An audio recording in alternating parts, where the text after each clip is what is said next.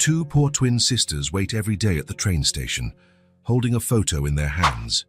The young billionaire, curious, asks, "I see you here every day. Who are you waiting for?" They reply, "Our dad. This photo is of him when he was young." He looks at the photo and falls to his knees. The 6:15 train slowed down as it approached Hillside Station. Wesley stored the documents he was reviewing into his brown leather briefcase and adjusted his navy blue tie. The trip had been productive.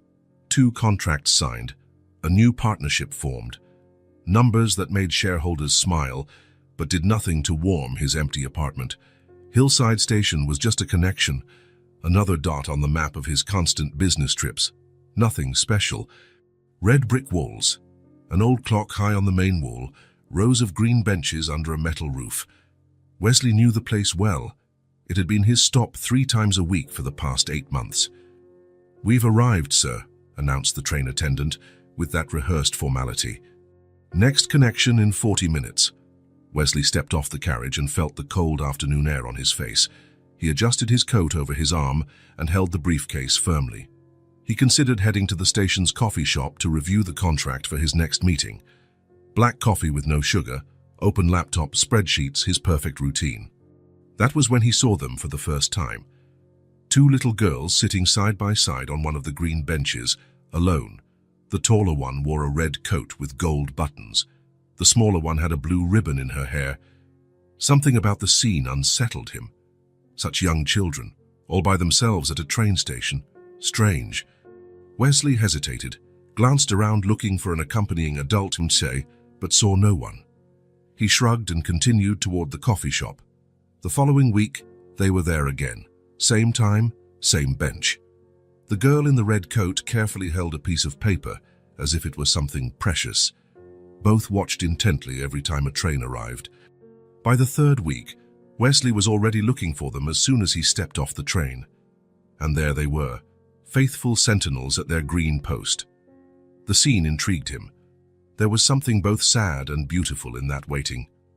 On the 4th week, his curiosity overcame his usual reserve. Instead of heading to the coffee shop, Wesley walked toward the green bench. The girls watched him approach, their eyes alert and curious. They didn't seem afraid, just slightly wary. "Are you waiting for someone?" Wesley asked, his voice a bit husky from not being used to starting conversations. The 2 looked at each other quickly, as if silently debating whether they should answer. It was the taller one who spoke first. "Our dad. This photo is of him when he was young," she said, turning over the paper she held, revealing a photograph. "He went off by train looking for a job. Mom said someday he'll come back." The smaller girl added in a soft voice, "We come here so he won't pass by without seeing us when he arrives." Wesley looked at the photo, and the world around him seemed to freeze. The noise of the station disappeared. The announcements from the loudspeakers turned into a distant murmur. His hands grew cold despite the warm day. The photo showed a face Wesley knew all too well, a face that belonged to his oldest memories, a face he hadn't seen in years, but never forgot. Conrad, his brother. Wesley tried to keep a neutral expression, but his heart pounded hard against his ribs. "That's a nice photo," he managed to say, his own voice sounding strange to his ears. "What are your names?" "I'm Ivy," said the taller one, the one in the red coat. "And I'm June," added the smaller one with the blue ribbon. Ivy showed the photo proudly. "Mom said he's very smart and handsome, that he'd get a good job soon and then come back to pick us up." Wesley studied the photo more carefully. It was definitely Conrad. Younger than the last time Wesley had seen him. The same crooked smile inherited from their father. The same eyes that always seemed to look beyond the horizon, searching for something no one else could see. "Do you come here often?" Wesley asked, trying to hide the quiver in his voice. "3 times a week," June answered, swinging her legs, which didn't reach the floor. "Our neighbor, Mrs. Miller, brings us—" "She's over there getting coffee," she said, pointing to the station snack bar. "Mom works a lot," Ivy explained. "She can't wait every day, but we can." The simplicity of that statement hit Wesley like a punch. The unshakable confidence of the children, their certainty that their father would return, their loyalty in waiting. "Has he been gone a long time?" Wesley asked, his mind racing in many directions. "A really long time," said June, frowning as if trying to figure it out. "I was really little." "But he sends us Christmas cards," Ivy quickly added, as though defending her absent father. "And birthday presents." Wesley knew that couldn't be true. Conrad had been missing for years. No contact, no trace. Something stirred inside him. Memories he had locked away in a distant part of his mind. The house where they grew up. Sibling fights. Laughter. Plans for the future. And then, the drift apart. Wesley climbing the corporate mountain without ever looking back. Conrad following his own path, simpler, freer. Their last conversation had been by phone. Harsh words were exchanged. Accusations were made. Silence grew until it became forgetfulness. Neither of them ever called back. The years passed. Their lives went different ways. And now, two little girls sat on a train platform, waiting for someone who never returned. "How long do you stay here?" Wesley asked. "Until the last train," Ivy replied, looking at the tracks. "Sometimes he gets in late," Mom said. Wesley felt a tightness in his chest. Their innocence, their waiting, the kind lies someone was telling them to protect them from the truth. An announcement sounded over the loudspeakers. The next train was arriving. Wesley checked his watch, his connection. "I have to go," he said, adjusting his briefcase. "It was nice meeting you, Ivy and June." The girls waved with identical smiles, smiles that reminded him of someone. Wesley turned and walked toward the opposite platform, where his train was waiting. Inside the carriage, he couldn't concentrate on work. The image of the two girls waiting stayed in his mind, and the photo of Conrad, young, smiling, full of hope. Conrad, his brother. The brother he'd grown up with, the brother he'd lost by choice, the brother who apparently had a family, and then disappeared. Wesley took out his phone and scrolled through his contact list. Conrad's number was still there, never erased, never used. His finger hovered over the call button, hesitating. The train entered a tunnel, and the signal dropped. Wesley put the phone back in his pocket and looked out the window, seeing only his own reflection in the dark glass. When the train emerged from the tunnel, the sun was setting on the horizon, painting the sky orange and pink.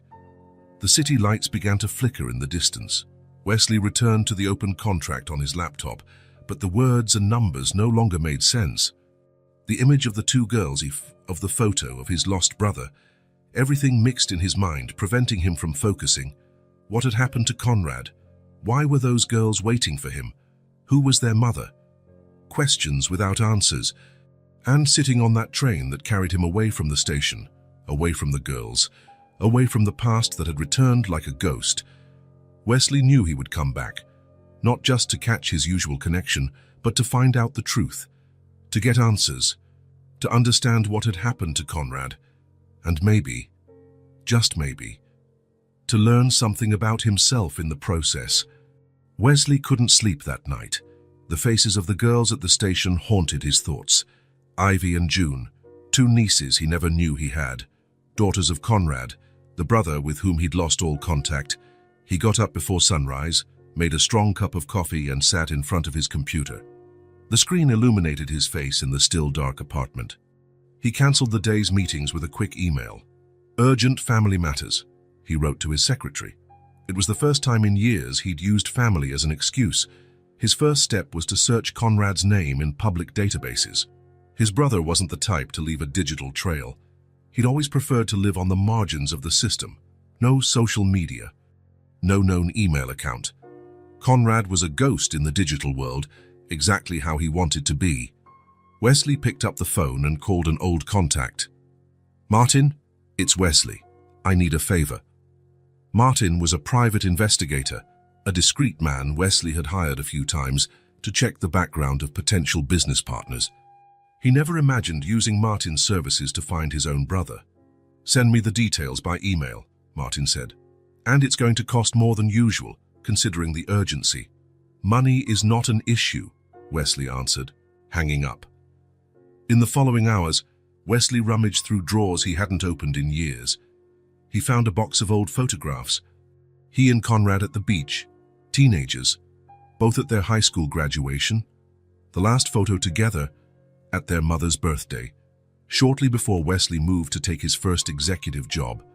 He scanned one of the pictures and emailed it to Martin, along with all the information he had about Conrad. It wasn't much: age, last known address, last job.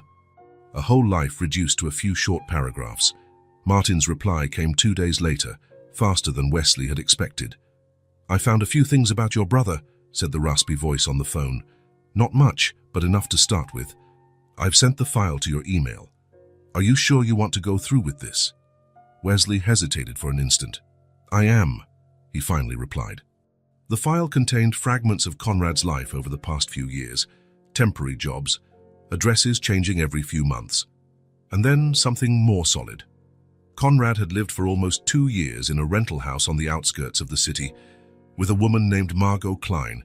Wesley read and reread the name, Margot, the girl's mother. It had to be. Martin had included a copy of the rental agreement. Only 2 names, Conrad Wilson and Margot Klein. No mention of children. "Can you find out where this Margot lives now?" Wesley asked in a new call. "I already did," Martin replied.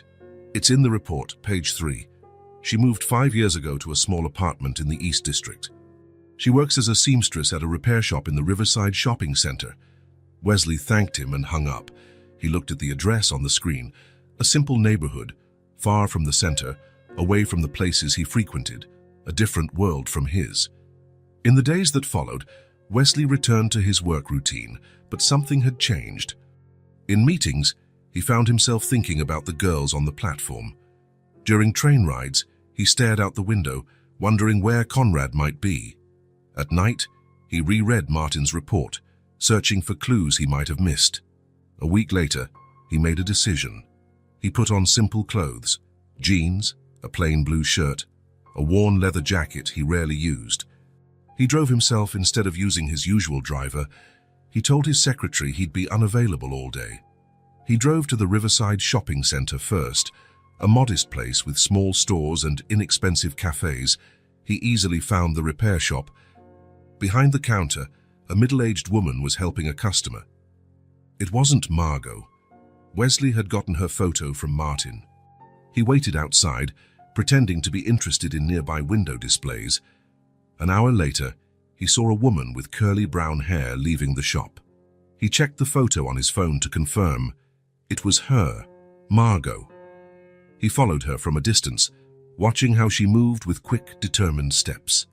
She bought a sandwich at a snack bar, then stopped at a pharmacy. The routine movements of an ordinary life. Wesley felt like an intruder, a voyeur into someone else's life. He wondered if he should approach Margot right there, introduce himself, ask the questions that plagued him. But something held him back. It wasn't just curiosity driving him, it was guilt. Guilt for having drifted away from Conrad, for missing years of his life, for not being there when his brother needed him, for prioritizing his career, his success, his money over blood ties. When Margot boarded a bus, Wesley returned to his car. He wouldn't follow her any further that day. He had the address. He knew where to find her when he was ready. For 3 days, Wesley wrestled with himself.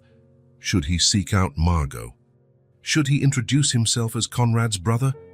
What would he say to the girls if he met them? How would he explain his absence all these years? Questions without easy answers. On Wednesday, Wesley drove to the neighborhood where Margot lived. He parked 2 blocks away and walked slowly, feeling the weight of each step. The building was simple but well cared for.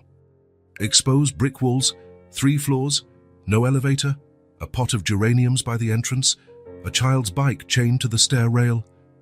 Wesley stopped in front of the building, looking up at the second-floor windows. Behind those cheap curtains were the answers he was seeking, and maybe even more questions. Something inside him, a voice he hadn't heard in years, told him he needed to go in, ring the bell, and face the past that had found him in the form of 2 girls at a train station. It wasn't curiosity that led him there. It was guilt, an old, deep guilt he carried like a stone in his pocket. The sun was beginning to set, casting long shadows across the quiet street. Wesley took 1 step toward the building's entrance, then another. His heart pounded in his chest. It was time to face what he had left behind. Wesley stood motionless in front of the building, gazing at the windows on the second floor. The child's bike chained to the railing confirmed what he already knew. Children lived there, his nieces. A gust of cold wind hit him, but it wasn't the wind that made him shiver. It was the weight of memories returning like a wave, sweeping away years of distance. He remembered the bedroom they shared when they were children, 2 beds separated by a small nightstand. Conrad's always messy, covered in books and sketch pads, his always neat, with books arranged alphabetically. "You need to learn to relax, Wessie," Conrad used to say, throwing a rolled-up sock ball at the ceiling. "Life isn't a spreadsheet." Conrad was always like that, light, free, unconcerned about the future, while Wesley planned every step since he was 12. The house they grew up in wasn't big or luxurious, but it was full of life. Their father, a mechanic, came home smelling of grease, telling funny stories about customers. Their mother, a teacher, always had a new book to share with them. They were happy, even without much money. Wesley leaned against the lamppost in front of the building, still unable to approach the door. The memories came now like scenes from a long-forgotten movie. Summers at the lake house borrowed from an uncle. Conrad diving in without fear of the height. Wesley calculating the perfect angle to jump. Competing over who could swim the farthest. Nights fishing under the stars. The Christmas when they got a bicycle to share. Conrad insisted Wesley use it first, even though Wesley was younger. "You'll enjoy it more than I do," he had said, with that natural generosity he always had. Wesley smiled at the memory. Conrad was always the better of the two, the kinder, the more honest. When their mother got sick, Wesley was 15, Conrad 17. It was the younger brother who visited her every day in the hospital. Wesley buried himself in studies, tests, future planning. It was his way of dealing with fear. "She asked about you today," Conrad would say when he got home. Never accusing, just a reminder. Their mother recovered, but something had changed between the brothers.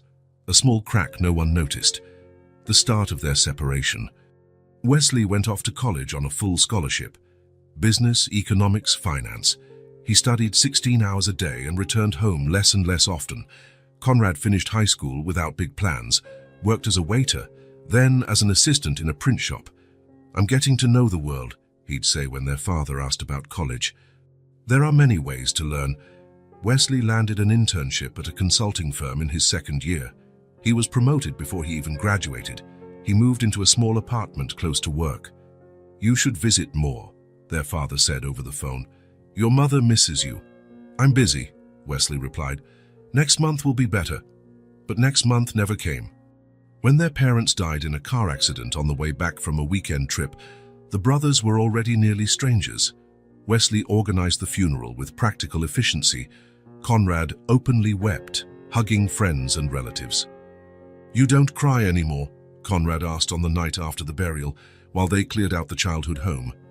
"Crying doesn't help," Wesley answered. "We have to move on." Conrad looked at him as if he were seeing a stranger. "Who are you, Wesley? What happened to my brother?" Wesley didn't answer. There was no answer. Or maybe there was. But he wasn't ready to admit it. The final split came naturally. Wesley sold their parents' house, split the money with Conrad, then left for a better position in another city. Their calls grew shorter and more infrequent. Birthday messages became stiff, Christmas cards generic. There was no definitive fight, no explosive argument marking a before and after, just a silence growing day by day, month by month, until it turned into forgetfulness. A forgetfulness Wesley encouraged as he dove into work to escape from himself. Standing outside that simple building that now housed part of his family, Wesley finally allowed himself to ask the question he'd avoided for years. Was it worth it? The large apartments he lived in, always alone, the cars he bought and barely drove, the business trips to places he never had time to explore, the women who passed through his life leaving no trace except for perfume on the sheets, the corner office with a view of the river, the respect of colleagues who were really just competitors waiting for him to slip, the money piling up in accounts that never served his real needs. Was it worth giving up all this for Conrad's smiles? For the chance to meet his nieces? For having a real family? Wesley ran a hand over his face, feeling the roughness of his unshaven beard. He wasn't wearing his custom-tailored Italian suit. He wasn't shielded by his efficient secretary. He wasn't hidden behind his mahogany desk. He was just Wesley, Conrad's brother, uncle to two little girls waiting on a train platform for a father who didn't come back. A woman passed him on the sidewalk, throwing him a suspicious look. Wesley realized he must look odd, standing there for so long. He took a few steps toward the building door, then stopped again. What would he say? How would he introduce himself? "Hello, I'm the uncle you never knew because I was too busy being important." The sun was slowly setting, and the first lights were turning on in the building's windows. Somewhere inside, Margot was making dinner for her daughters, Conrad's daughters, Wesley's nieces he never knew existed. Guilt gripped his chest like an invisible fist. Not just for losing touch with Conrad, but for wasting so much time, for choosing the path that seemed right, but led him away from what truly mattered. Wesley took a deep breath and looked at the darkening sky. It was time to leave the past behind. It was time to find out what had happened to his brother. It was time to meet his family. He took a step toward the building's entrance, then another, and another. Wesley climbed the 2 flights of stairs slowly, counting each step as if it might delay the inevitable. The second-floor hallway was narrow, with wallpaper peeling at the corners and simple light fixtures casting a yellowish glow. Apartment 204. The door was plain wood, with a small peephole at eye level and a worn welcome mat at the threshold. He raised his hand to knock but hesitated. What was he doing here? What did he expect to find? Answers. Redemption. A connection with the brother he'd lost. He took a deep breath and knocked 3 times, firm knocks, confident, very different from the turmoil he felt inside. For a moment, there was no answer, just silence and the distant sound of a TV in another apartment. Wesley almost felt relieved. Maybe no one was home. Maybe he could postpone this confrontation, reorganize his thoughts, prepare a better speech. Then he heard light footsteps approaching. A female voice asked, "Who is it?" Wesley swallowed hard. "My name is Wesley Wilson. I need to speak with Margot Klein." The peephole opened, and a pair of brown eyes observed him cautiously. After a moment, there was the sound of a chain being removed, followed by the click of the lock. The door opened partially, still held by a security chain. The woman looking at him through the crack had brown hair tied in a messy bun. She wore a simple t-shirt and sweatpants. Her eyes, despite the initial suspicion, were kind. "I'm Margot. What do you want?" Wesley straightened up, feeling the weight of this moment. Years of distance, choices, and silence concentrated in a single instant. "I'm Wesley, Conrad's brother." Margot's eyes went wide with genuine surprise. Suspicion gave way to confusion. She closed the door briefly, not to lock him out, but to remove the security chain. When the door opened fully, her face revealed a shock Wesley hadn't expected. Conrad never mentioned he had a brother. Her words hit Wesley like a silent knife, cutting deep into something vital within him. His eyes stung, he felt the blood drain from his face. For a moment, the hallway seemed to spin around him. Conrad never talked about him, never mentioned his existence.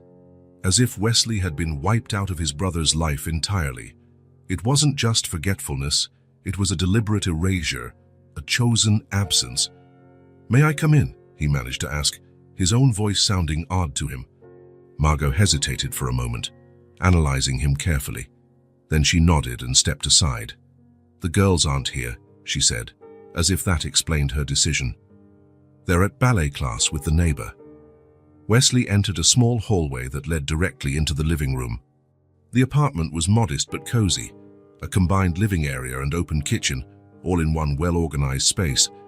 A sofa with colorful cushions, a dining table for 4, plants in hand-painted ceramic pots, children's drawings stuck to the fridge with bright magnets.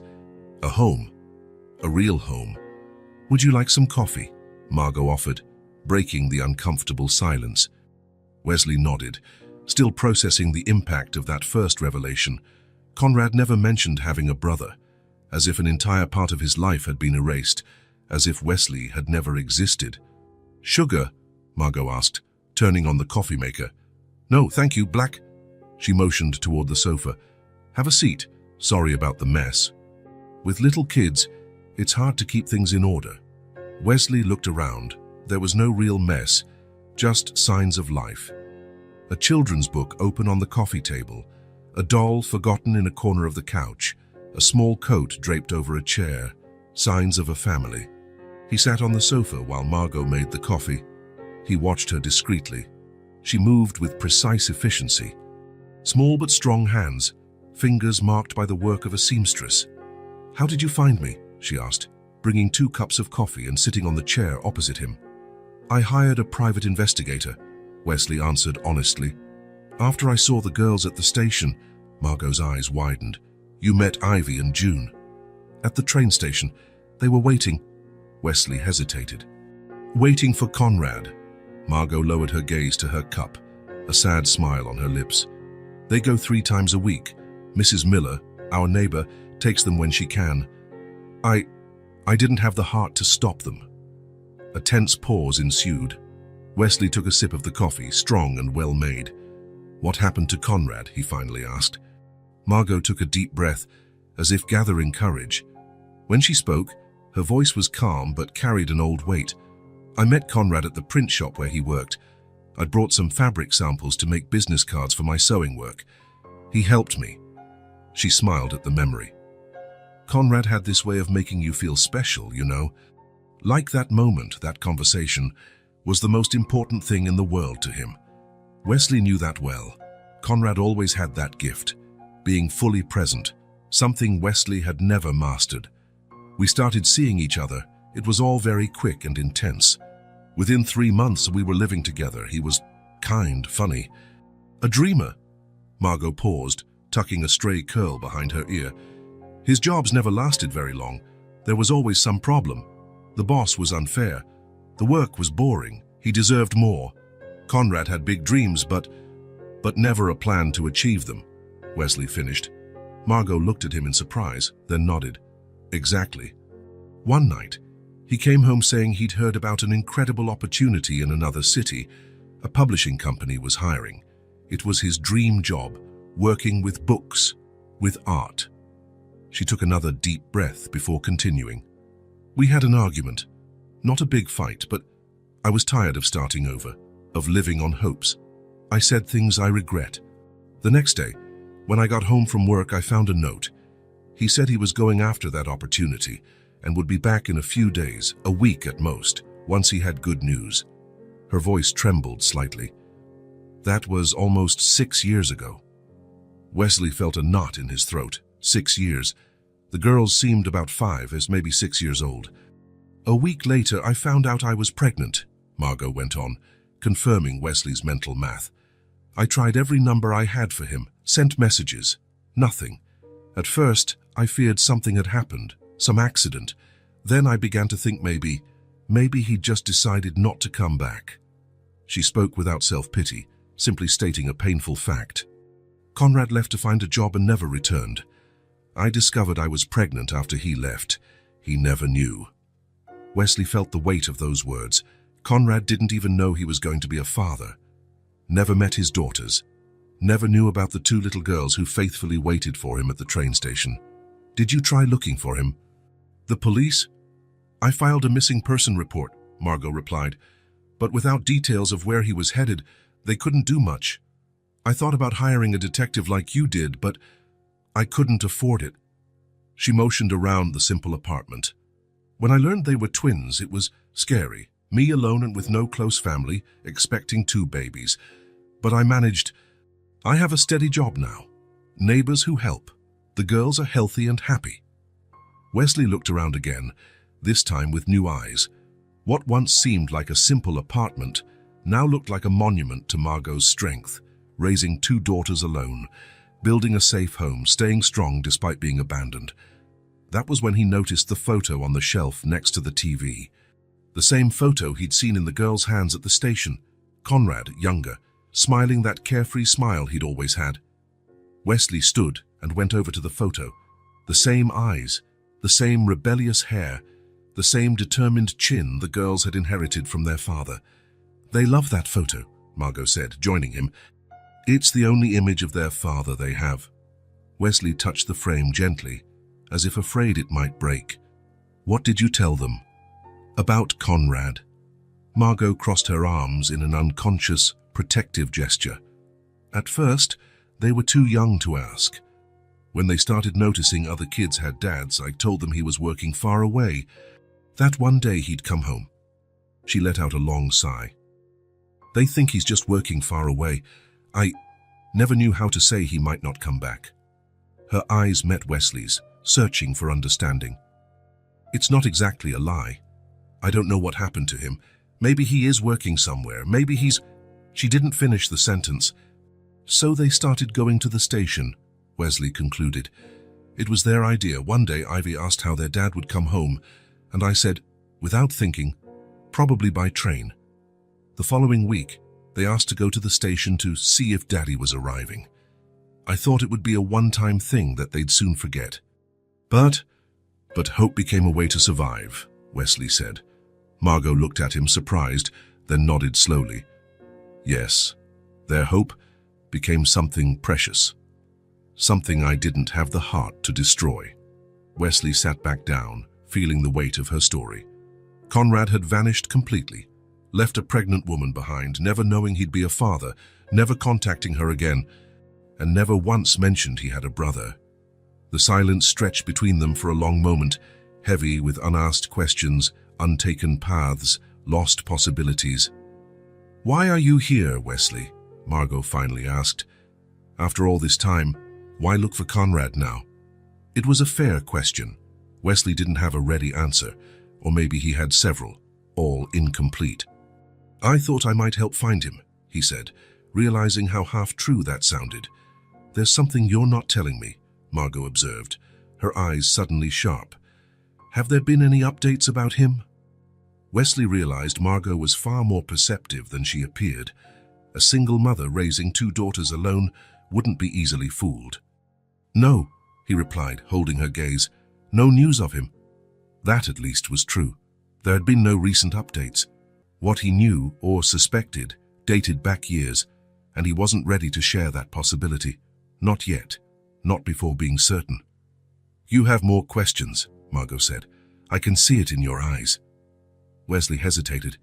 He had so many questions. So many gaps to fill. So many missing pieces. "Did Conrad ever talk about me?" he finally asked, knowing the answer, but needing to hear it. Margot slowly shook her head. "Never. He said very little about his family overall. Mentioned his parents had passed away, but never talked about siblings. I always assumed he was an only child." Each word was like a small cut. Conrad had erased Wesley from his narrative, deleted his older brother from his story. The pain of that was deeper than Wesley expected. "I see," was all he could manage. "Did you two have a falling out?" Margot asked gently. Wesley looked at his hands, clean, well-groomed, hands that had never known calluses or grease stains like his father's. Hands that signed contracts but had never rocked a child to sleep. "There wasn't a big fight," he replied. "We just went different ways. I went one way, he went another. And one day, we realized there were no more intersecting paths." It was the truth, though incomplete. There was more guilt than he could admit out loud. More responsibility, more regret. "He was lonely," Margot said softly.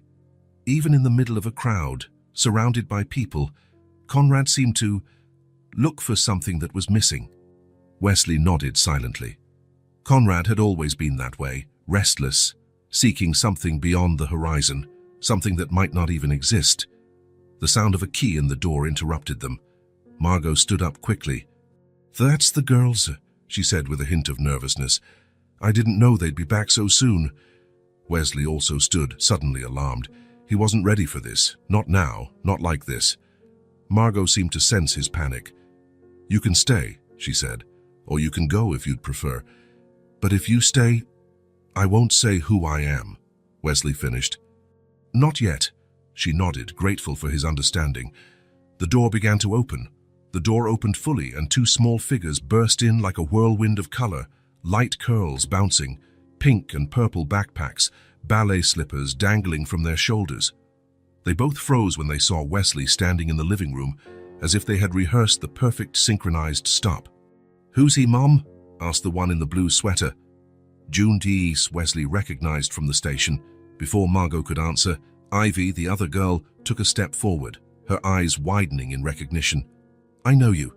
You talked to us at the station." Wesley's heart raced. He hadn't expected to be recognized so easily. He nodded with a small smile. "Yes, we met there." Margot looked from Wesley to the girls, clearly surprised by the existing connection. "This is Mr. Wesley," she explained carefully. He knew your dad." Wesley held his breath. It wasn't exactly a lie, but it created an expectation he wasn't sure he could fulfill. The girl's eyes lit up instantly. All hesitation vanished. In a single moment, Wesley went from being a stranger to something far more precious, a connection to their missing father. "Your dad's friend?" asked June, moving closer with her eyes shining in hope. Wesley glanced at Margot, who gave him a slight nod, permitting him to maintain that story. "Yes," he said at last. "I met your dad a long time ago." It wasn't a lie, after all. He had known Conrad better than anyone, or so he thought, until learning that his brother never mentioned him. That simple confirmation was like opening a floodgate. The girls rushed toward him, forgetting any stranger danger, replaced by the excitement of knowing someone connected to their father. "Do you work with him?" Ivy asked, grabbing his hand as if they were old friends. "Is he okay?" June chimed in, taking his other hand. "When is he coming back?" The questions flowed in an unstoppable stream. Wesley felt panic rising. He wasn't prepared for this. He didn't know what to say or how to navigate this minefield of childish hopes. Margot came to his rescue. "Girls, let Mr. Wesley breathe," she said gently but firmly. "He just came for a quick visit and you've only just arrived. Why don't you show him your drawings while I fix a snack?" Mentioning the drawings worked like magic to redirect the girls' energy. Ivy let go of his hand and ran to her backpack, while June pulled Wesley to the sofa. "I drew our house today at ballet," June announced, sitting beside him with surprising ease. "The teacher said I have talent." Ivy returned with a colorful folder, opening it on Wesley's lap, as though he were the most important person in the world to see her art. "This is the castle where we live," she explained, pointing to a vibrant drawing of a structure that looked more like a stack of bright blocks with flags on top.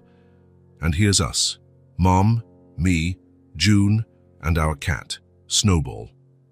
"We don't have a cat," June clarified, rolling her eyes. "She always draws a cat, but Mum won't let us have one." "I'll convince her someday," Ivy insisted determinedly. Wesley looked at the drawings with genuine interest. Bright colors, imaginative shapes, a unique worldview full of possibility. He could see traces of Conrad in those pictures, an unbounded imagination, a confident hand. "They're really pretty," he said sincerely. "How you think Dad will like them?" Ivy asked suddenly, serious. The question caught him off guard. The weight of their hope was almost tangible in the small living room. "I'm sure he would," he answered, sticking to the truth. Conrad always appreciated art in all its forms. June leaned closer, her blue eyes identical to those of Wesley's lost brother. "What's he like?" "Tell us." Wesley searched for the right words, navigating between the truths he knew and the girl's expectations. "He has a smile that lights up his whole face," he began, remembering his brother. "And he knows how to tell stories that make you lose track of time. When he laughs, everyone laughs with him."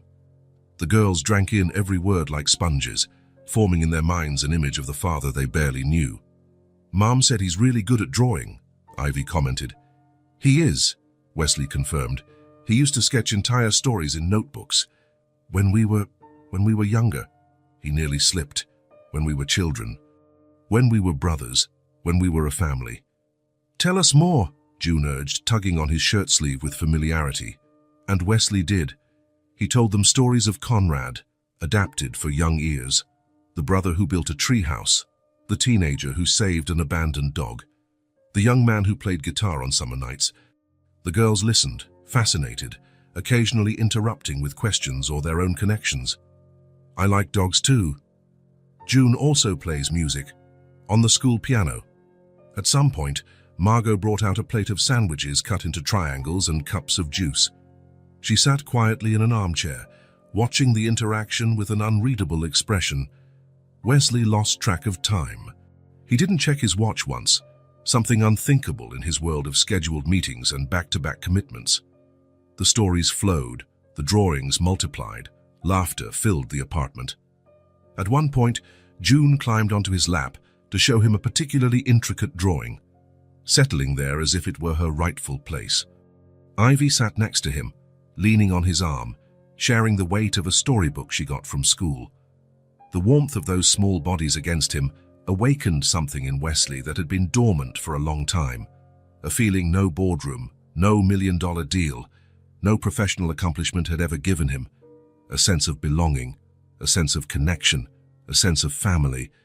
The silence he carried inside, the emptiness cultivated by years of self-imposed isolation, began to crack.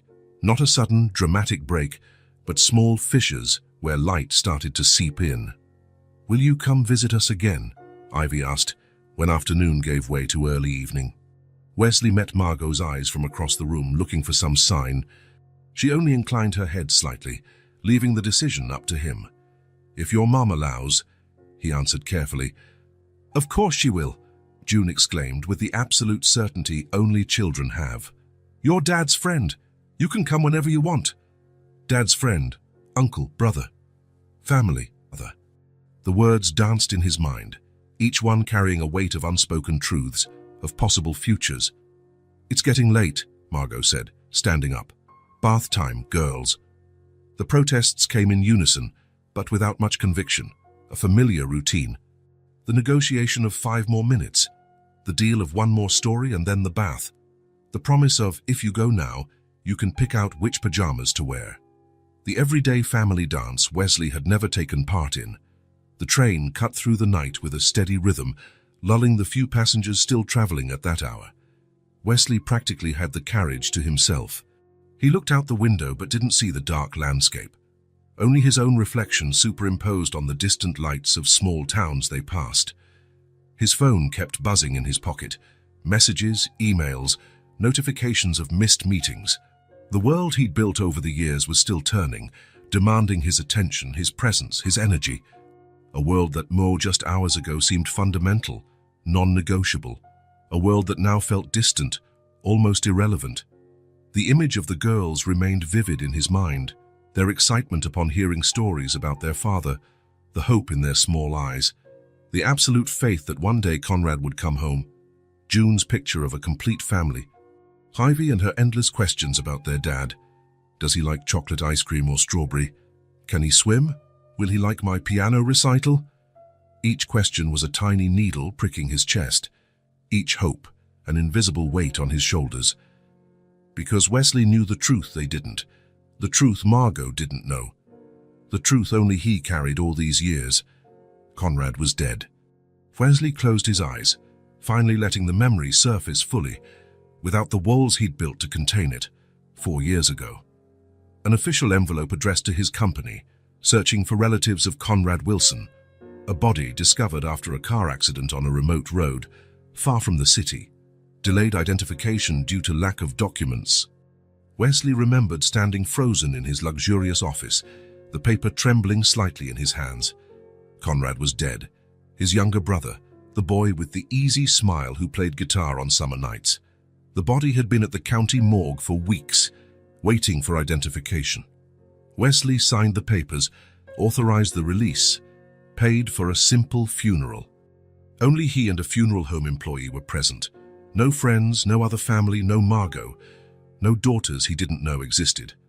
Conrad died without knowing he had daughters, without knowing he was going to be a father, perhaps chasing some distant dream, some opportunity that probably never existed. And now, 4 years later, 2 little girls sat every week at a train station, clutching a photo in their hands, waiting for the return of a man who would never come. The train took a curve, jostling Wesley from his memories. He opened his eyes and saw his reflection again, a man in an expensive suit, with dark circles under his eyes and an expression he no longer recognized. For years, he had done what he thought was right. He hadn't searched for Conrad when he disappeared. He hadn't tried to find anyone who might care about his death. He handled it like everything else in his life, with practical efficiency, no room for emotions that would complicate the process. Solve it, file it away, move on. But now the girls' faces changed everything. Their hope, their waiting, their childlike certainty that one day their father would return. Wesley took out his phone and checked his messages. 3 from his secretary asking where he was, 2 from the board questioning his absence at the quarterly meeting, 1 from his assistant reminding him to sign urgent documents. Mechanically, he typed a short reply. "Family emergency, I'll be out for a few days." Family. The word felt strange, distant. When was the last time he'd used that word about his own life? What should he do now? That question hammered in his head ever since he left Margot's apartment. Should he tell the truth, destroy the hope that had kept that little family afloat? Or should he simply return to his old life, pretend he never found the girls, never learned about them? That would certainly be easier, going back to his meetings, his contracts, his empty apartment. Let Margot continue with her illusion. Let the girls grow up thinking their father was just away, working, and someday would return. A benign lie, perhaps. But as the train moved through the night, Wesley knew he couldn't do that. He couldn't turn his back again. He couldn't choose the easy way out. Not this time. "I can't destroy that hope and then just carry on," he muttered to himself, the words barely audible above the train's steady rumble. "If I'm going to tell them, I have to stay." The thought surprised him with its clarity. It wasn't just about revealing the truth. It was about being there to face the consequences. It was about not running away, as he had done so many times before. It was about taking responsibility for something beyond numbers on a spreadsheet. Stay. The word echoed in his mind. What exactly did it mean to stay? Postpone meetings, take a vacation, move here, rebuild an entire life. Wesley didn't have answers to those questions. He only knew he couldn't just show up, drop the bomb that Conrad was dead, and then vanish, leaving Margot and the girls to handle the pain alone. If he chose to tell them, he'd have to stay for the next day. And the day after, and all the days when the questions would come. Why isn't Dad coming back? Where is he now? Did he love us? Questions to which he had no answers, but which he couldn't ignore. The train began to slow, approaching the next station. Wesley recognized the city lights. He was almost home. His luxurious apartment awaited him. His organized and predictable life. His controlled world where he was respected and feared, but never truly known. He grabbed the briefcase with the documents he hadn't been able to review. He straightened the tie he had loosened during the ride. He prepared to disembark. Yet something had changed. He was certain he had to make a decision. He knew that whichever path he chose, nothing would be the same. The train came to a complete stop. The doors opened. Wesley stood up and walked down the empty aisle. Once again, as so many times in his life, he faced a choice. But this time, it wasn't about his career, an investment, or a corporate strategy. It was about the kind of man he wanted to be, about the kind of life he wanted to live. Stepping onto the nearly deserted platform, Wesley felt the weight of the truth he carried, a weight he'd ignored for years but could no longer deny, a weight he was, for the first time, willing to bear. The train pulled away, leaving him alone on the platform. Tomorrow, he thought. Tomorrow he would go back to Margot's apartment. Tomorrow he would begin to learn what it meant to stay. The next morning, Wesley woke before his alarm. Sitting on the edge of his king-size bed in his penthouse apartment, he surveyed the space around him as if seeing it for the first time. Expensive furniture chosen by a decorator. Abstract art on the walls, selected to match the color scheme, not for personal meaning.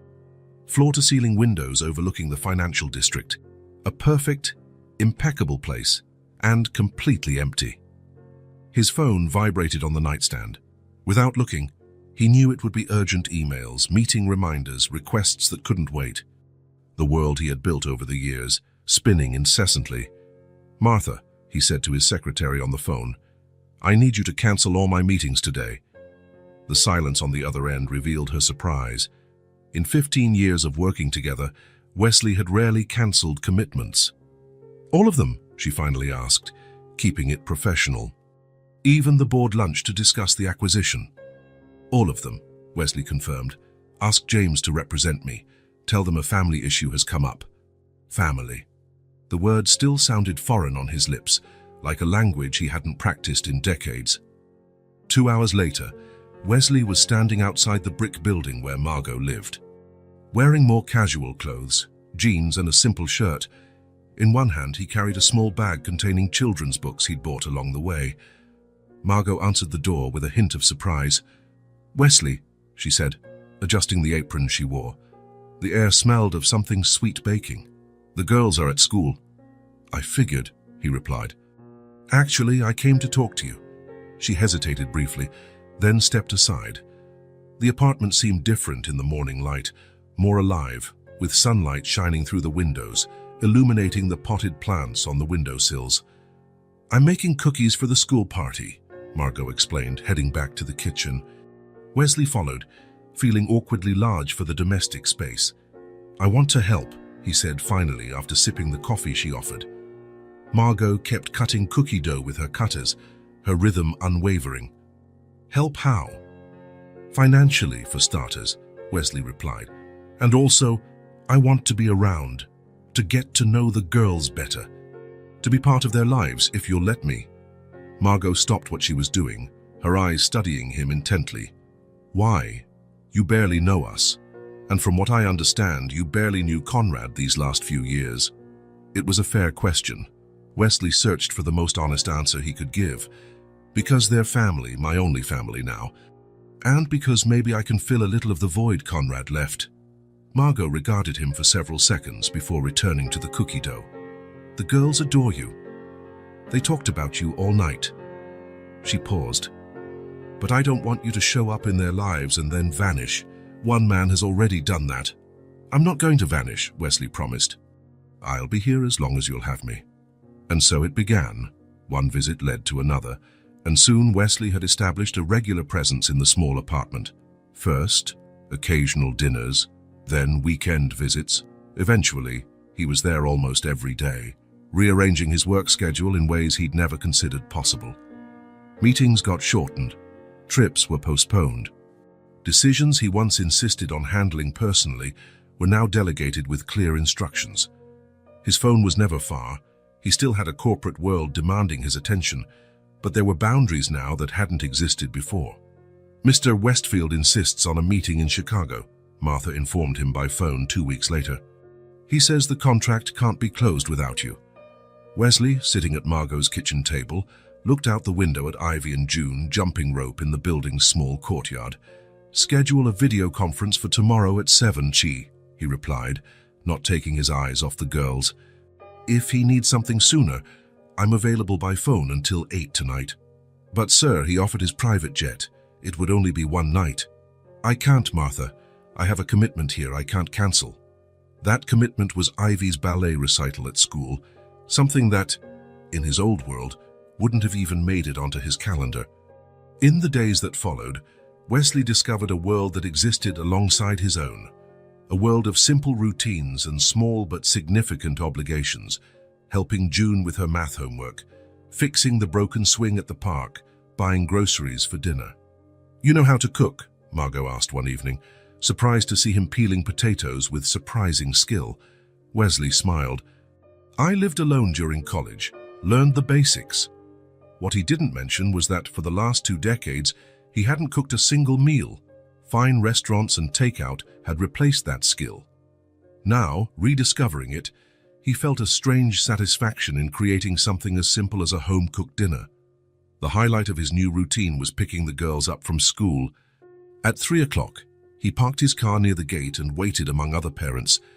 At first, he felt out of place, a high-powered executive among young mums and a few dads, all of whom knew each other. Over time, he became just another adult waiting for his kids. "Uncle Wesley!" The shout always came first, followed by 2 small figures running toward him, backpacks bouncing, hair messy after a day of learning and play. Ivy always arrived first, flinging herself into his arms with total abandon. June came right after, more reserved but equally affectionate, handing him drawings or schoolwork she deemed worthy of immediate admiration. "I made a map of the planets. My teacher said my story was the best in class. I learned to tie my shoes by myself. Look, every achievement was celebrated, every story heard with genuine attention." As they walked home, Wesley soaked in the details of their day. who sat with whom at lunch, which book the teacher read after recess, the dragonfly that landed on the window during science class. Small, insignificant details to the outside world, but they formed the daily fabric of their lives. Details Wesley never thought he'd find important, yet now they structured his own days. At night, after dinner, a homework routine formed at the kitchen table. Ivy struggled with math but loved to read. June was good with numbers but needed extra help spelling. "Why does this word have a P in the middle? It makes no sense," June would grumble about language quirks. "It comes from Greek," Wesley would explain patiently. "Like psychology. The P is silent, but it's still important." "Words shouldn't have hidden letters," June declared with childlike logic. "That's cheating." At the office, his changes did not go unnoticed. The once workaholic Wesley Wilson now left on time, refused trips, delegated responsibilities he used to guard jealously. "The board is worried," James, and his VP, mentioned during one of the few business lunches Wesley still kept. "They say you seem distant, less involved." Wesley sipped his coffee, pondering the statement. "I'm as involved as I've always been. I'm just managing my time differently. It's more than that, Wes. You turned down the economic forum in Davos. You cancelled the trip to our Tokyo branch. And yesterday you left in the middle of our quarterly presentation because it was school recital day," Wesley said without hesitation. "June had a piano solo. I promised I'd be there." James studied him as if analyzing an unexpectedly volatile stock chart. "Who are these people, Wes? In all these years working together, I never heard you mention family." Wesley just offered a cryptic smile and changed the subject. How could he explain that he now split his time between running a multinational corporation and helping two 6-year-olds with homework? How could he explain that, for the first time in decades, he felt part of something real? Mornings quickly became his favorite part of the day. Waking up early, sometimes on Margot's sofa when work had kept him there late, and making breakfast for the girls, he discovered each one's preferences. Ivy loved pancakes with honey and strawberries. June preferred cereal with sliced banana in perfect rounds. "Uncle Wesley, are you taking us to school today?" Ivy asked one morning, swinging her legs as she ate. "If your mum says it's okay," Wesley answered, looking over at Margot, who watched the scene with a mix of gratitude and puzzlement. "Sure," she said, checking the time. "Actually, that would be great. I have deliveries to make before noon." And so Wesley found himself integrating into the morning routine, brushing teeth, combing hair, checking backpacks, tying shoelaces. A familiar choreography he never imagined would become part of his life, yet now he performed it with growing competence. "Not like that," June protested when he tried to braid her hair. "Mum does it differently." After several failed attempts, Margot took over, her nimble fingers weaving the blonde locks easily. Wesley watched carefully, determined to learn. "Your hands are too big for delicate work," Margot teased, but her tone was kind.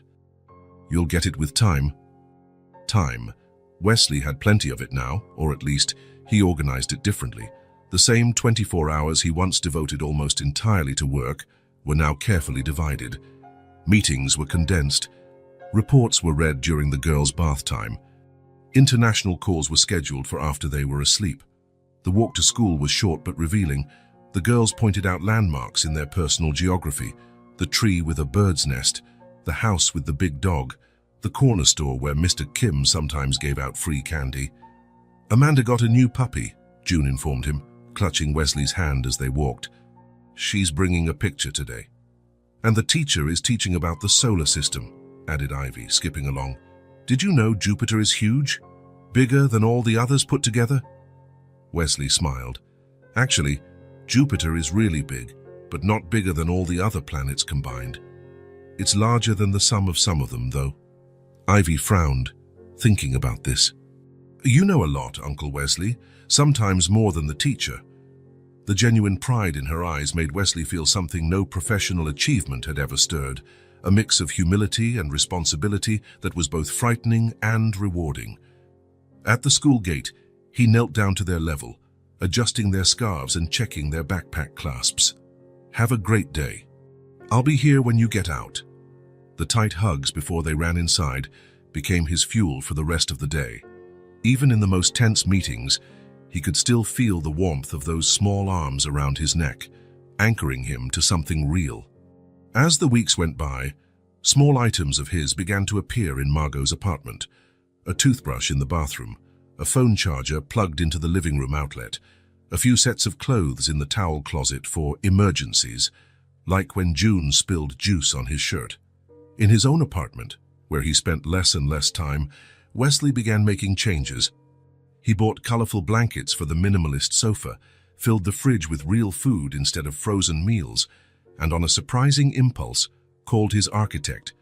"I need a renovation," he said as soon as the man answered. "I want to convert the office into 2 kids' rooms, and I need a bigger play area." "Are you planning to have children, Mr. Wilson?" the architect asked, surprised. Wesley hesitated only a second. "I already do, in a way." Evenings became his time for reflection. When Margot was working an extra shift and the girls were in bed, Wesley would sit alone in the small living room, sometimes with his laptop, sometimes just with his thoughts. He would glance around, the worn but comfortable couch, the table marked with pencil scribbles, the drawings on the fridge, the scent of kids' soap. In silence, he looked back at his old life and realized the truth he'd been avoiding. "I spent years in empty rooms, cold hotels, silent dinners. And now 2 little voices wait for me with drawings and questions." The truth about Conrad was still there, hovering like a dark cloud on the horizon. At some point, he would have to reveal it. But for now, Wesley allowed himself to discover the value of a routine he had never experienced, the joy of being present, the privilege of being needed not for money or influence, but simply for who he was. On the kitchen calendar, Margot had marked upcoming events, a dance recital, a science fair, a dentist appointment. Wesley reorganized his professional schedule to be there for each one. He cancelled a trip to Europe and delegated the annual shareholders presentation, events that back 6 months ago he would have considered untouchable. "What's happening to you?" Margot asked one night, after the girls were in bed and they sat together with tea in the quiet kitchen. "Why are you doing all this?" Wesley thought about the question, searching for the most honest answer. "I guess I'm trying to right a wrong," he said finally. "A wrong that started when I left Conrad behind." Margot nodded slowly, as if it made sense. "The girls love you," she said almost reluctantly. "They talk about you all the time." "I've never seen them get attached so quickly to anyone." Wesley felt a lump in his throat. "They're special." "They are," Margot agreed, "and vulnerable. They're used to people leaving." "I'm not leaving," Wesley assured her, surprising them both with the conviction in his voice. "That empty space Conrad left, and I can't fill it completely. Nobody can. But I can be here." The roles were blurred, uncle, guardian, friend. What mattered, he discovered, wasn't the title but the presence, being there when June had nightmares, listening attentively when Ivy told elaborate stories, showing up day after day, building the trust only consistency could create. The emptiness he'd always carried, the space left when he drifted from Conrad, when he chose career over connections, was slowly being filled. Not with possessions or achievements, but with moments, with small daily victories, with the privilege of being called Uncle Wesley by voices that didn't know the whole truth but understood the essential. He was there now. Present. Real. And for the first time in a long while, he was alive. The rain fell steadily outside, forming a curtain of water that separated the small apartment from the rest of the world. The girls had been asleep for hours, exhausted after a day at the Science Museum. Wesley and Margot sat in the living room, a single lamp on board casting a warm yellow glow barely reaching the walls. On the table between them, 2 cups of tea slowly cooled. Margot was sewing a tear in Ivy's ballet dress, her fingers moving with automatic precision. Wesley watched the hypnotic motion of the needle, going in and out of the pale pink fabric. The past few weeks had established a comfortable routine between them.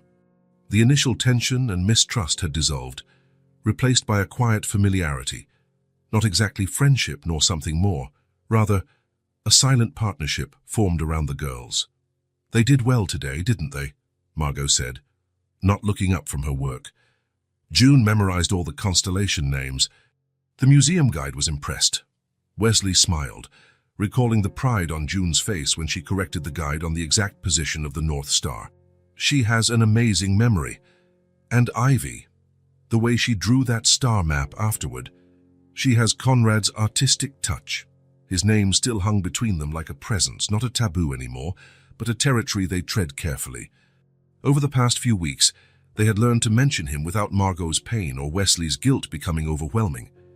The rain intensified, beating against the windows. A distant rumble of thunder made the lamp flicker.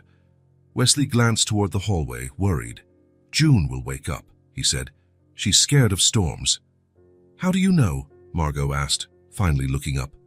Wesley shrugged, a bit embarrassed. "She told me when it thundered last week. She started explaining how lightning forms, to cover up her fear." Margot smiled slightly.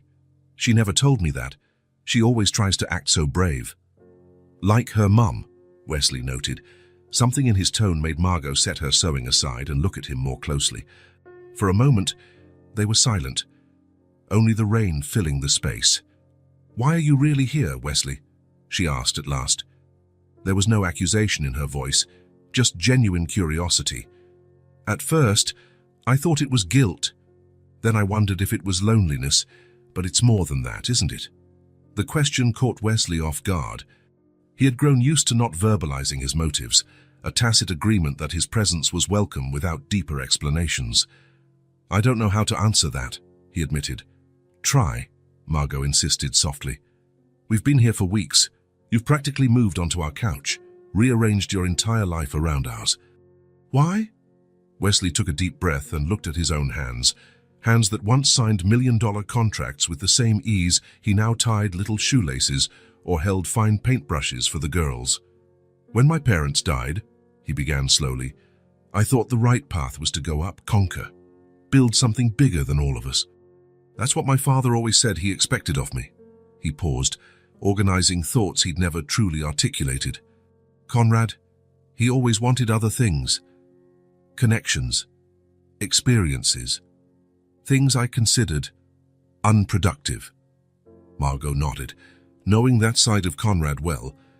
"We argued about it," Wesley continued. "Not big fights, just constant disagreements. He said I was wasting my life on things that didn't matter. I said he needed to grow up and take responsibility." Wesley looked out the window at the pouring rain. "Then one day, I realized we hadn't spoken in months. He called once, left a message. I was in an important meeting, planned to call back later.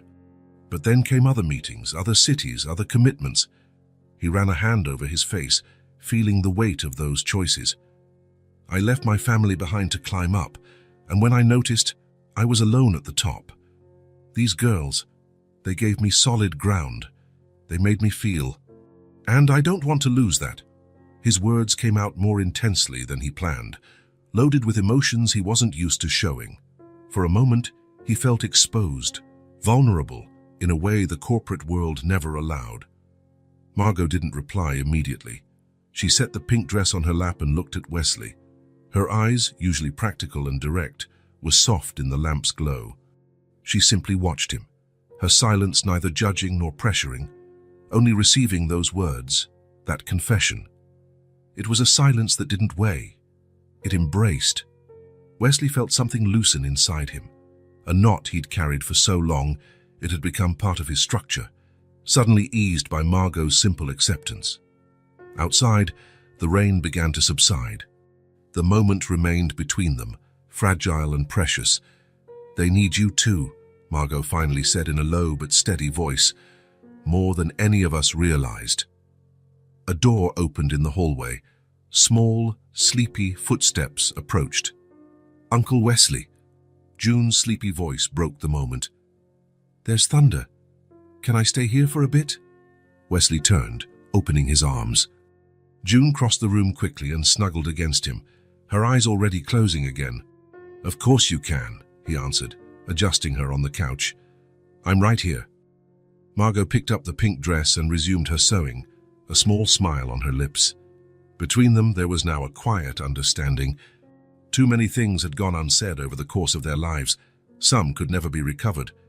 But here, in this small apartment, With the rain easing outside and a child dozing between them, there was a chance to build something new from what life would not give back.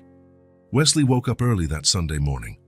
He spent some time just lying on Margot's sofa, staring at the ceiling, listening to the apartment's subtle sounds, the low hum of the fridge, the ticking of the kitchen clock, the gentle wind brushing against the window. Today would be the day. He had postponed it far too long.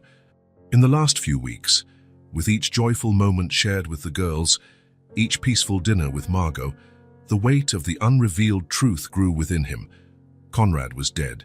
His nieces were waiting for a father who would never return. Margot was holding on to hopes that would never be fulfilled. And Wesley, the only one who knew the truth, was letting them carry on with their waiting. He got up before anyone else and prepared breakfast: pancakes for Ivy, cereal with banana for June, strong coffee for Margot, exactly how they liked it. As though the familiarity of these gestures might somehow ease what was coming next. The girls came down first, still in their pajamas, hair messy from sleep. Wesley felt that now familiar ache in his chest as he saw them, a mix of love and anticipation for the pain he was about to cause. "Uncle Wesley made pancakes," Ivy exclaimed, running to hug his legs. "With maple syrup?" June asked, already climbing onto a chair. "With maple syrup," he confirmed, setting the plate in front of her. When Margot came downstairs, already dressed for the day, Wesley exchanged a meaningful glance with her. "Are we going to the park today?" June asked between spoonfuls. "You promised to teach us how to fly a kite." "Later," Wesley replied. "First, I have something important to talk about with your mom. Can you watch cartoons for an hour?" The girls agreed easily, tempted by the rare treat of morning TV. Once they finished breakfast and went to the living room, Wesley gestured for Margot to follow him to the small balcony. Outside, the morning air was cool, the sky surprisingly clear after days of rain. Margot leaned on the railing, watching the quiet Sunday street below. "You have that look," she said, still facing the street. "The one you get when you have to cancel a plan with the girls because of work." Wesley shook his head. "It's not work. It's something I've been avoiding too long." She turned to face him, her eyes scrutinizing his. Since their conversation on the stormy night, something had changed between them. A deeper understanding, perhaps. A trust that wasn't there before. "It's about Conrad," she said. It wasn't a question. Wesley nodded, gathering courage. "How do you tell someone the person they've been waiting for all these years is never coming back? How do you turn hope into mourning?" "4 years ago," he began, voice low but firm, "I received an official notice. A body had been found after a car accident on a remote road near the state line. Identification took time because there were no documents, only a few belongings." Margot remained very still, her eyes fixed on him as he spoke. Wesley went on, each sentence deliberately measured. "Among those belongings was a small sketchbook, drawings I recognized immediately. The coroner's office managed to trace it to me through the company. They asked me to identify the body." Wesley took a deep breath, suddenly finding the morning air insufficient. "Conrad is gone, Margot. It was an accident. The car went off the road in a dangerous stretch on a rainy night." The words hung between them, weighted and final. Margot didn't move or speak. She just kept looking at him, as if her mind was still processing what she had heard. "I took care of it all," Wesley continued, now speaking faster. "The funeral, it was small, just me. I didn't know about you or the girls. There was nothing among his things to show family." The last word came out painfully. Wesley saw the exact moment reality sank in for Margot. Tears filled her eyes, though they didn't fall right away. Her hands clutched the balcony railing tightly. "Why didn't you tell me before?" she asked at last, her voice surprisingly steady. "Why let us keep waiting for so long?" The guilt Wesley had carried since that first day at the station now felt like 1,000 tons. "At first, I didn't know about you. Then, after I met the girls at the station, I didn't know how to tell you. And then..." He hesitated. "I delayed because I was afraid that once you knew the truth, there'd be no more place for me here." Margot closed her eyes for a moment, tears now silently rolling down her cheeks. "And now?" she asked. Wesley stepped closer, not touching her, but making sure she heard every word clearly. "Now, I won't go, no matter what happens. I'm not leaving. If you'll let me stay, this is where I want to be." The silence between them lasted minutes or seconds. Wesley couldn't tell. Eventually, Margot opened her eyes and looked at him directly. "He's never coming back," she said, as if testing the reality of her own words. "All these years, waiting, imagining, inventing stories for the girls." Her voice broke. Wesley edged nearer, offering silent support. "You know what's odd?" Margot continued, wiping away a tear with the back of her hand. "A part of me always knew. Who just disappears without a word, without calling. I think I made up all those stories for the girls for myself too." "I'm sorry," Wesley said, painfully aware of how inadequate those words were. To his surprise, Margot did something unexpected. She inhaled deeply, a long and shaky breath, and then her shoulders relaxed, as though she was setting down a weight she'd carried for years. "The waiting is over," she said softly. "I can stop waiting now." Wesley realized that, however painful the truth was, there was relief in knowing. The limbo of uncertainty might be harsher than definitive mourning. At last, the waiting could transform into memory. Margot leaned on the rail, looking up at the clear sky. "How will we tell them?" she asked, maternal worry taking over immediately. "They're so little." Wesley had thought about it a lot. "We can do it together." "Right now, if you're ready." She hesitated, then nodded. "Now, before I lose my courage." They went back inside. The girls were immersed in a cartoon, giggling at something on TV. Wesley felt his heart clench, thinking of how that laughter might soon turn to tears. Margot turned the television off, ignoring the immediate protests. "Mommy and Uncle Wesley need to talk to you about something very important," she said, sitting on the sofa and calling the girls over. Ivy and June came closer, sensing the seriousness in their mother's tone. Wesley knelt before them, meeting their eye level. For a moment, he feared he wouldn't be able to speak. Margot placed a hand on his shoulder, a small gesture that gave him strength. They were in this together. "You remember how you always go to the station to wait for Daddy?" Wesley began softly. The girls nodded, eyes focused. "And you remember, Mom said that one day he would come back?" he continued. They nodded again. Wesley glanced at Margot, who took a deep breath before speaking. "Something happened to your dad, something we didn't know until now," she said, her voice surprisingly steady. "He can't come back home, sweethearts." "Did he get another job even farther away?" June asked, frowning. Wesley felt a sharp pain in his throat. Margot took her daughter's hands in hers. "Your daddy turned into a little star," she said gently, glancing at the sky through the window. "He's up there shining, watching you grow." Silence filled the room, confusion evident in the girls' faces. They looked from their mother to Wesley, trying to process this. "Like a star?" Ivy asked in a small voice. "People don't turn into stars." Wesley stepped in, choosing his words carefully. "When very special people leave this world, their light doesn't disappear. It goes up to the sky and becomes a new star. That way, they can keep watching over the ones they love, even from far away." "Daddy died?" June asked directly, surprising Wesley and Margot with her clarity. Margot nodded, tears sliding down again. "Yes, honey. It was an accident a long time ago. We only just found out." "That's why he never came back," June concluded, her little face processing the information with a seriousness beyond her years. Ivy, unlike her sister, burst into immediate tears, throwing herself into her mother's arms. "But I wanted to meet him for real, not just from a photo." Wesley's heart broke at those words. Margot held her daughter tight, their tears flowing together.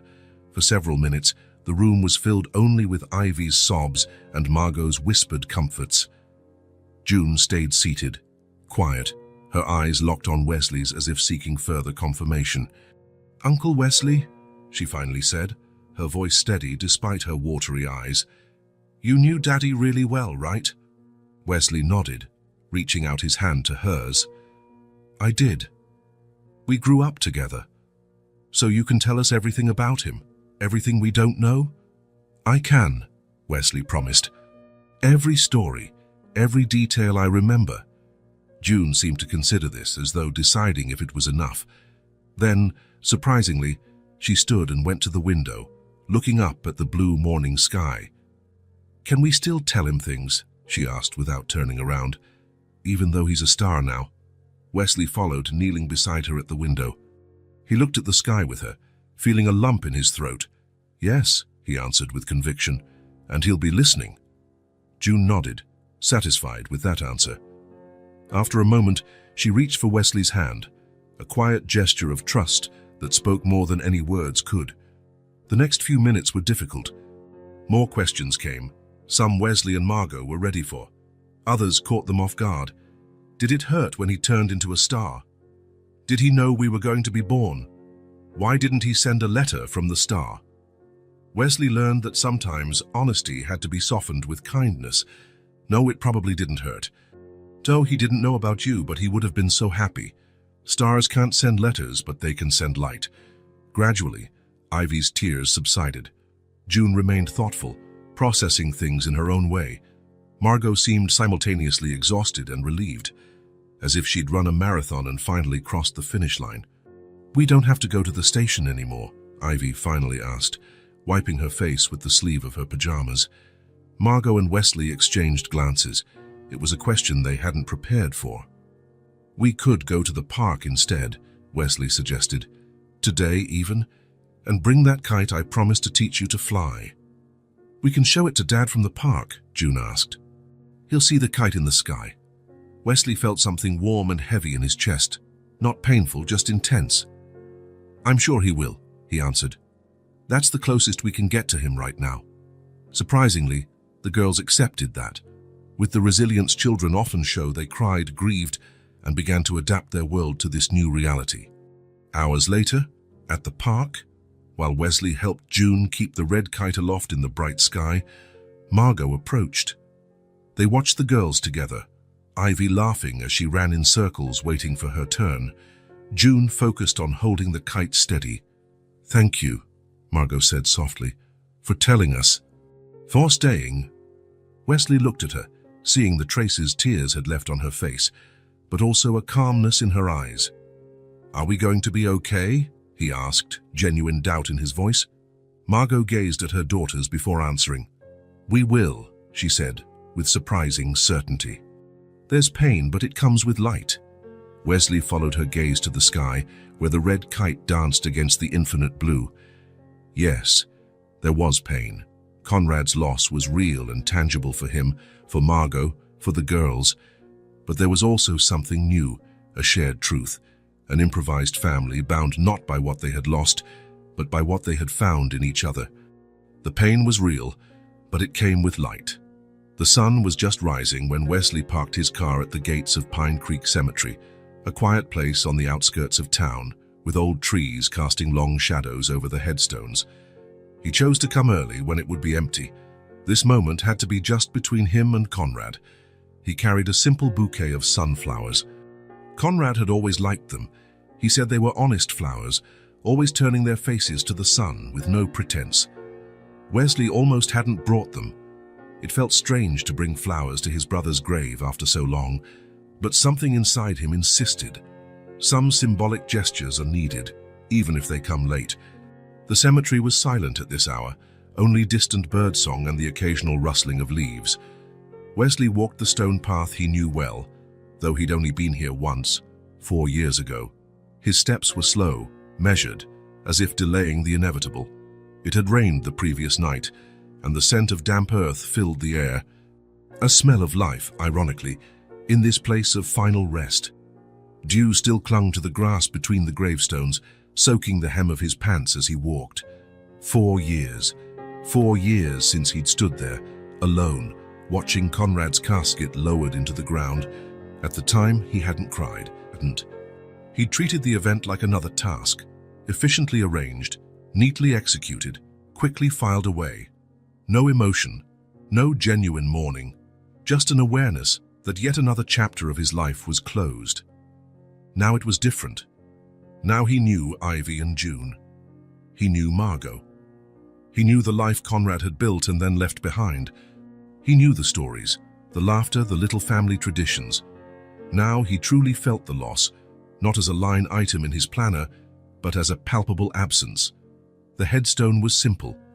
A grey granite stone bearing only his name, the dates, and a short inscription. Artist, dreamer, forever free. Wesley had chosen those words almost randomly at the time, based on distant memories of his teenage brother. Today, he realized how fitting they really were. Conrad, the artist who sketched stories in the margins of textbooks. Conrad, the dreamer who gazed at the stars while Wesley pored over charts. Conrad, forever seeking a freedom Wesley never truly understood. Wesley knelt before the cold stone, placing the sunflowers against it. He ran his fingers over the carved name, Conrad Wilson, letters etched in stone, an attempt to capture a complex life in a simple name. Around him, the cemetery was beginning to stir. A distant groundskeeper was trimming grass. An elderly woman walked slowly among the headstones, likely visiting a lost spouse. Life went on, even in a place devoted to death. "I don't know where to start," Wesley said quietly. He'd never been the type to talk in cemeteries, always thinking it somewhat sentimental. But today, words felt necessary. "I met your daughters," he went on, voice barely above a whisper. "They're extraordinary, Conrad. Ivy has your knack for art, and June, well, she has your stubbornness." A small bird perched briefly on the headstone, eyed Wesley curiously, then flew off. The sun now fully illuminated the cemetery, creating golden reflections in the dew-covered grass. "They were waiting for you at the station every week, with that photo of you, the one from that summer before I left for college. Remember that summer? We went fishing at the lake every day." Wesley inhaled deeply. Memories he had locked away were flowing freely now, the smell of wood in that lake cabin, Conrad's laughter when they caught that huge fish and released it because he looked like he was having a bad day, the stars they watched while lying on the pier. "Margot is amazing, strong in ways I never was. She raised 2 girls on her own, always telling them you'd come back one day."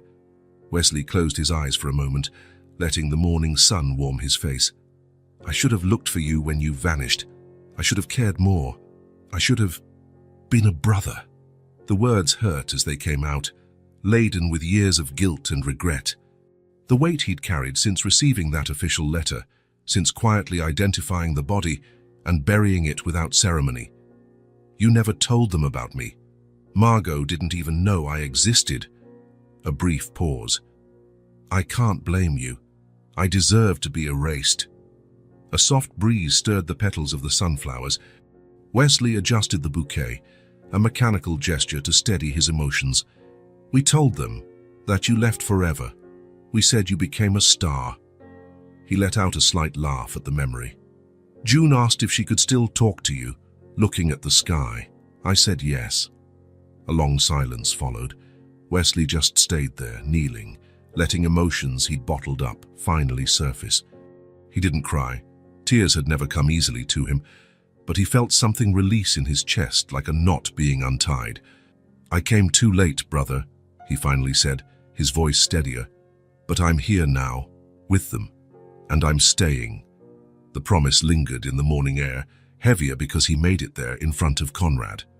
It was a commitment not just to his brother's memory, but to the life Wesley was now consciously choosing. He remained a few more minutes in silence, the cemetery gradually filled with more visitors, more distant footsteps, more subdued conversations. The day pressed on. At last, Wesley stood. He passed his hand once more over the engraved name. "I'll be back soon," he promised. "With the girls when they're ready. They need to know this part of you too." As he walked back to the car, Wesley felt different, lighter, though sad, more connected to the world around him. The grief he'd postponed for 4 years finally had a place to exist, and with it, the possibility of moving forward. Before getting into the car, he looked up at the clear autumn sky. Somewhere, Conrad was watching. And maybe, just maybe, he approved of what Wesley was trying to do. It wasn't redemption or compensation for lost time. It was simply a new beginning, a new chapter. The showdown he had dreaded for so long ended quietly, without shouting or recriminations.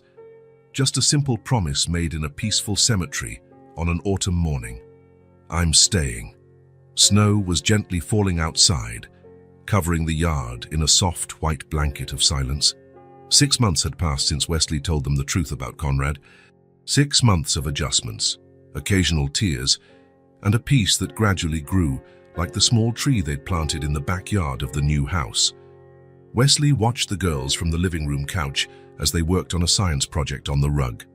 June was drawing clouds on a blue poster board, patiently explaining the concept of condensation to her sister, who was sticking cotton balls for texture.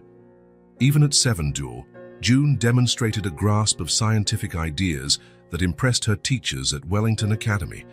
Enrolling the twins in that prestigious school was one of the first big steps Wesley took to help. Convincing Margot hadn't been easy. "I can't let you pay for such an expensive school," she protested when Wesley first suggested it. "It's too much. They're fine at public school." "This isn't for you," he replied. "It's for them, for their future. They deserve every opportunity they can get. June loves science, and Ivy has an artistic talent that should be nurtured." After many discussions, they found a compromise. Wesley would pay for school and set up a college fund, but Margot would make all decisions about raising them. It was a balance that worked well for their unconventional family.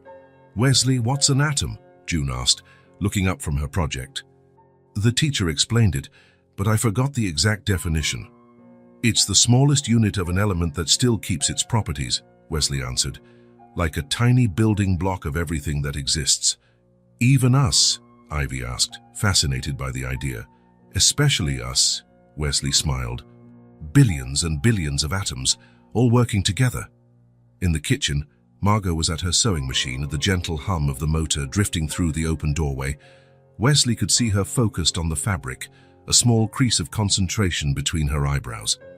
The studio they set up 3 months before was already bearing fruit. Margot had enough orders to quit her job at the repair shop and focus on her own brand. Transition hadn't been easy for her. She hated accepting help. But when Wesley presented it as a business investment, with formal contracts and clear expectations, she finally agreed. Her first line of children's dresses sold out in 2 weeks. Now she was working on a women's line to launch in spring. "Who wants hot chocolate?" Margot asked, turning off the machine and walking into the living room. 3 hands shot up immediately, including Wesley's. It was a little nightly tradition they had established, hot chocolate on winter evenings, while the girls finished homework or just talked about their day at school. "With marshmallows, please," Ivy said without looking up from the project. "And cinnamon in mine," Wesley added, receiving a small smile from Margot. The house they lived in now was different from the cramped apartment where Wesley first met them. It wasn't luxurious, Margot insisted on that, but spacious enough for everyone, with a small backyard where the girls could play. It was just a few blocks from their school, so they could walk together when it wasn't snowing. The decision to move in together happened naturally, without big discussions. First, there were nights Wesley crashed on the apartment sofa because it was too late to go home. Then his clothes started migrating. Finally, the house proposal. "It makes sense," Margot said with her usual practicality, "for the girls, for all of us." The arrangement was clear. They weren't a romantic couple, just 2 adults committed to the well-being of 2 children, a family built by choice, not by convention. Whatever the future might hold beyond that was a question neither felt in a hurry to answer. Wesley's phone vibrated in his pocket, likely James again, with questions about the company's transition. Wesley's decision to step down as CEO had shocked the business world. He hadn't left entirely. He was still a consultant and board member, but the long hours, the endless trips, and the marathon meetings were behind him. "Are you out of your mind?" James asked when Wesley announced his decision. "We've worked 20 years to get here. We have the Hartley Tech acquisition in progress. The board is counting on you for the Asian project." "I found something more important," Wesley simply replied. He didn't elaborate. How could he explain that 2 little girls on a train platform had completely reshaped his priorities? James still lived in the world Wesley once inhabited, a world where the next deal, the next acquisition, the next quarterly profit were the only measures of success. Margot returned from the kitchen carrying a tray with steaming mugs, interrupting his thoughts. 10 more minutes, then let's clean up," she said, placing the tray on the small table. "It's getting late." "But tomorrow's Saturday," Ivy protested, grabbing her mug. "And we're going to the museum," June reminded him. "Uncle Wesley promised to show us the dinosaurs." "And I'll keep my promise," Wesley assured them. "But your mum's right. We need to get up early to enjoy the whole day." Wesley watched Margot sit in the armchair, checking messages on her phone. Her face lit up with a small smile. "Another order?" he asked, recognizing her expression. "Mrs. Peterson wants 3 dresses for her granddaughters for Christmas," Margot said, sounding pleased. "And she's not haggling over the price this time." "Your work is getting noticed," Wesley commented. "You deserve it. You've always been talented." "Thanks to your initial investment," Margot said. "I don't know how I'll ever properly thank you for all—" "No need," Wesley gently cut in. "Really, this is how family works. Family." The word still surprised him sometimes, springing naturally to mind. He had a family now, not by blood alone. Only the girls were actually connected to him through Conrad, but by something real, formed by daily choices. "Time to clean up," Margot announced when the mugs were empty. "The project looks great, girls." "Miss Winters says grades aren't as important as understanding the concept," June recited seriously. "But getting an A is still cool," Ivy added with a mischievous grin. The two started gathering their materials, carefully putting away the delicate parts of their diorama.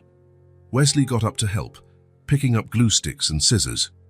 "Uncle Wesley," Ivy called, "can you tell the story about Dad and the boat tonight? June says she doesn't remember it well." The boat story. One of their favorites, Conrad at 12, building a wooden boat with their dad, insisting he'd sail it all the way to the ocean. The boat sank as soon as it touched the lake, but Conrad kept at it for weeks. "Sure," Wesley said. "After you're ready for bed." The girls headed upstairs, and Wesley approached the shelf in the living room. Among books and small decorative objects, shells gathered at the beach, colorful rocks found by June, framed drawings by Ivy, were 2 photos that stood out. The first, a picture of Conrad, the same one the girls took to the station.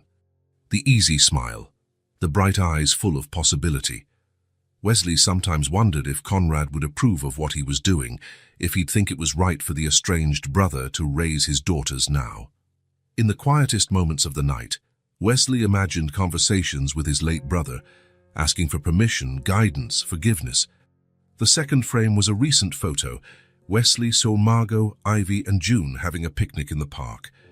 The girls wore flower crowns, Margot looked serene, and Wesley, almost unrecognizable to anyone who'd known him in his corporate sphere, appeared relaxed, with a genuine smile that reached his eyes. "Thinking?" Margot asked quietly, coming up behind him. "Remembering," Wesley replied. "How it all started, that business trip, the girls at the station." "Fate," Margot remarked, not hiding a hint of irony. "Maybe," Wesley agreed, "or maybe Conrad, still looking out for all of us in his own way." Margot gently touched Conrad's photo, a silent gesture of acknowledgement. "We're ready!" Ivy shouted from the top of the stairs. "I'll go up," Wesley said. "Are you coming?" "In a minute," Margot replied. "I need to finish embroidering Mrs. Templeton's dress. But leave the door open so I can listen to the story too." Wesley climbed the stairs, finding the girls already in their beds, June in her blue cloud pajamas with an astronomy book on the nightstand, Ivy in her pink unicorn pajamas hugging a worn-out teddy bear she'd had since she was a baby. Their room was an enchanting mix of their interests. On one side, solar system posters, on the other, colorful drawings and art projects. Sitting on the chair between the beds, Wesley began. "So, the boat. It was summer, one of our last at the lake house. Conrad was about 12, the age you two will be soon." While he spoke, Wesley noticed Margot in the doorway, quietly listening with a small smile. He told them how Conrad insisted on building the boat alone, refusing help from their dad. How he miscalculated its weight and balance, how it flipped the moment it touched the water. And how Silkim, instead of giving up, Conrad spent weeks adjusting, recalculating, trying again. And after the boat sank for the 3rd time, do you know what Conrad said? "At least this time it floated for 10 minutes. The girls chorused. "Exactly." He never saw it as failure. He saw it as 10 minutes of success and another chance to do better next time. Wesley grinned at the girls, whose eyelids were heavy. That's something you inherited from your dad. Never giving up. A few minutes later, with the girls fast asleep, Wesley returned to the living room. He made himself a cup of tea and sat on the couch, picking up his book. But as always, his eyes drifted to the photos on the shelf. The day before, there had been a parent-teacher meeting at school. Wesley cleared his entire schedule to attend. He sat in the child-sized chairs, listening intently as the teacher praised June's progress in science and Ivy's creativity in art. Then he took the girls out for ice cream to celebrate. No one at school knew him as the powerful executive he once was. There, he was simply Uncle Wesley, the man who never missed a meeting, who helped with homework, who clapped at every school performance. The previous week had been career day. June asked Wesley to come talk about his work. "But you don't have to talk about being a CEO," she said, surprising him. You can talk about how you help us with homework and read us stories. That's cooler." That moment, more than any board meeting, stayed with him. Years ago, from the height of his 20th floor office, Wesley thought he'd reached the top. Now, sitting on a slightly worn sofa in a modest but cozy house, he realized just how wrong he'd been. Outside the window, snow kept falling silently. Wesley watched the flakes for a while, reflecting on how small, seemingly insignificant things, a business trip, 2 children on a train platform, an old photo, could completely change the course of a life. The fund he set up for the girls would ensure they could study wherever they wanted. The house, though modest, was jointly owned by him and Margot, providing stability. The sewing business was thriving, giving Margot not just financial security, but purpose and pride. But beyond the material provisions, Wesley found something far more valuable: presence, being there every day. Listening to who made a new friend at school, helping with fractions, applauding new sketches, drying tears. The simple routine he never experienced, filled with small moments that together formed a full life. It was just another business trip, he thought, feeling a gentle certainty settle in his chest. But I found a family. And at last I found my place. Outside, the snow kept covering the world with new possibilities.